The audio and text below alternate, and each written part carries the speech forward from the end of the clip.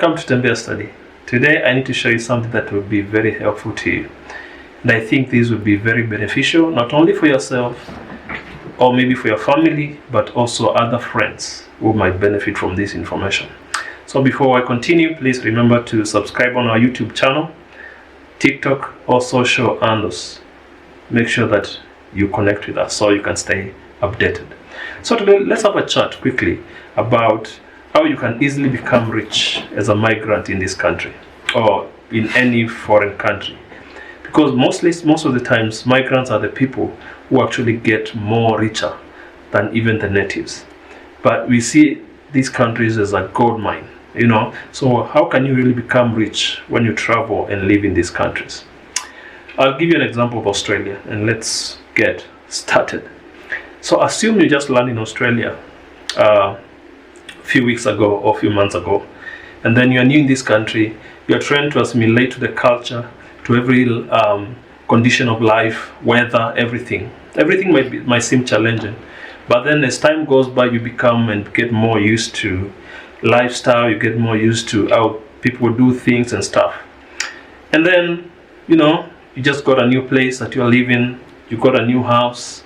You're trying to understand how the system works.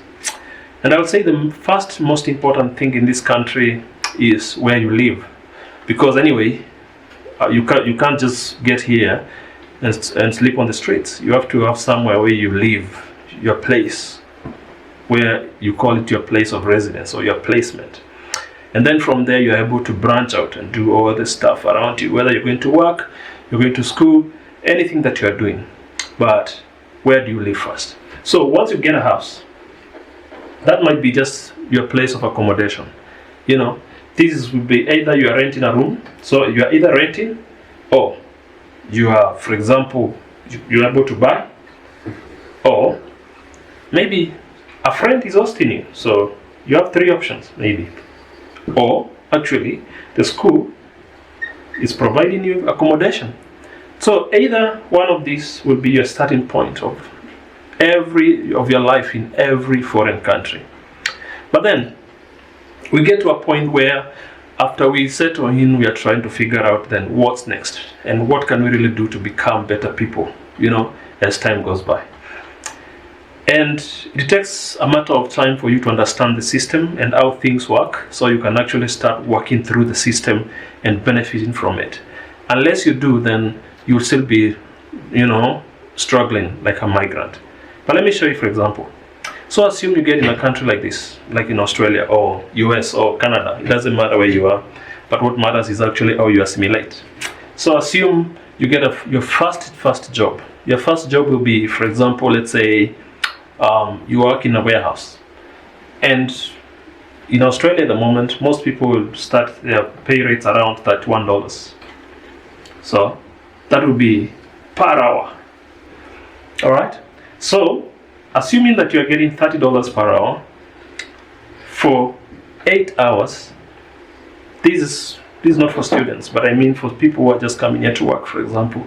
So, 8 hours times 30, that's around $240. So, if you do $240 per day, then multiply this by 5 days, at least in a week, you're making $1,200. How do you know? After your income of $1,200, then you need to think about budgeting.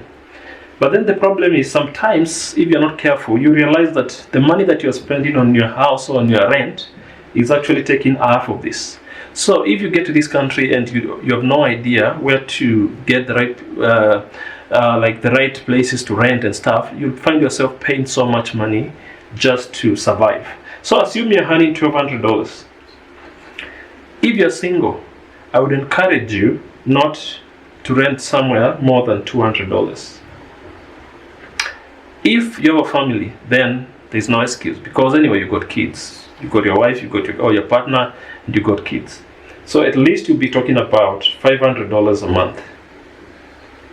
All right.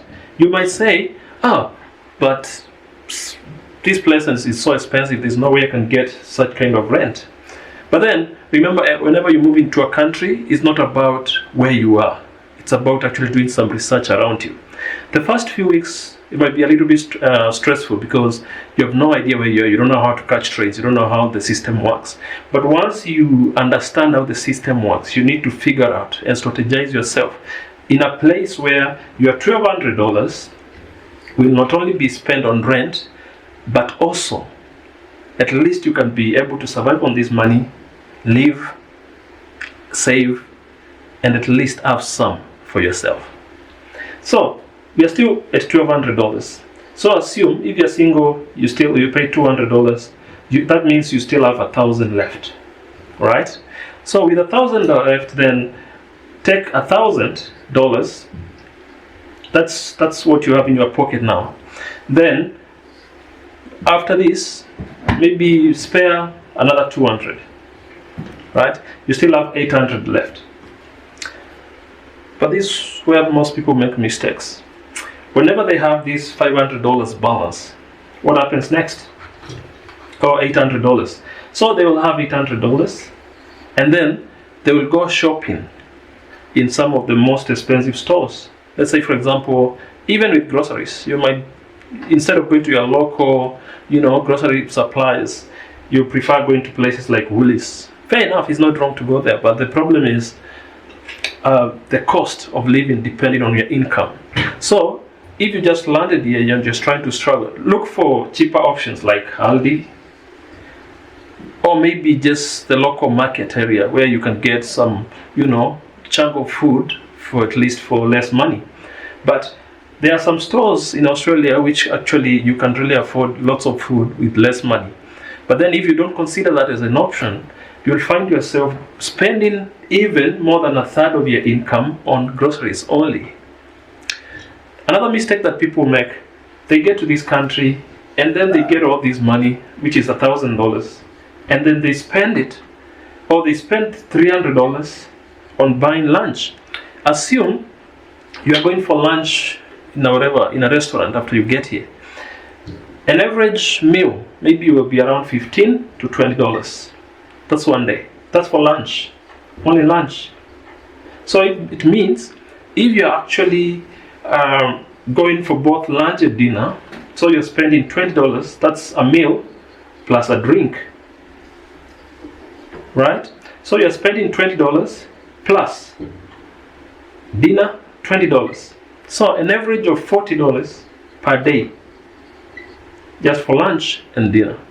Alright, so I would encourage you, instead of buying food, you think more about how can you actually maybe cook food from your house, or how can you prepare food at the house. You can just prepare a simple meal, maybe a wrap or something that is at least simple. But then you spend $40 per day times 5, already 200 is gone. So it's good to be strategic and think about what do I really want to do and when. Because sometimes you might get it as a student or you're traveling or something. Try to minimize your expenditure and make sure that at least the money that you're earning, you're actually spending less than 10% of it on food and stuff. And you can do that. Because the house that you're living in, the bills maybe are included within the rent that you're paying. So why can't you do your own shopping? And then after shopping, use the money that you're paying through rent for your bills, prepare food, cook. And that will help you to save at least $200 a week. Now that you're saving this money, $200 a week, because you're not cooking, take this $200 and put it to savings. That's maybe after 1 month or maybe after you get your first job. So we are going with an estimate of at least $200 per week. Just put it on saving. You don't even have to stress yourself, because remember you got transport, and transport is not that expensive. It's not as cheap sometimes. At least it will be around $15 per day, or maybe $15 to $18. Let's say $20 a day. So at least transport will be taking its part. But then if you are fueling a car every week, you can consider either fueling like $100 a week or something. So now, if you chuck these $200 per week to savings, this one, on your first month, when you get to Australia, after you get your first job, guess what happens down the line? This is what happens. You assume you have $200 a week. In a month, you have $800. This might seem like something that is too little, and you're like, oh, how will I ever get, a substantial amount? But then think about it in the long term. But sometimes you might not have the discipline even to save this money, or maybe see it growing in your bank account, and you're asking yourself, what can I really do to change the story? And sometimes we don't have that discipline of just seeing your money grow without touching it. These countries have already set up a very good system. That is something that we'll talk about in the next video. But then, you have $800 a month. You might think, what happens in 6 months? So I'm only saving $4,800 in 6 months? That's a long time saving less money. But if you want to be successful in every first world country, instead of waiting to save more, like we do in most countries, you actually save less for the future.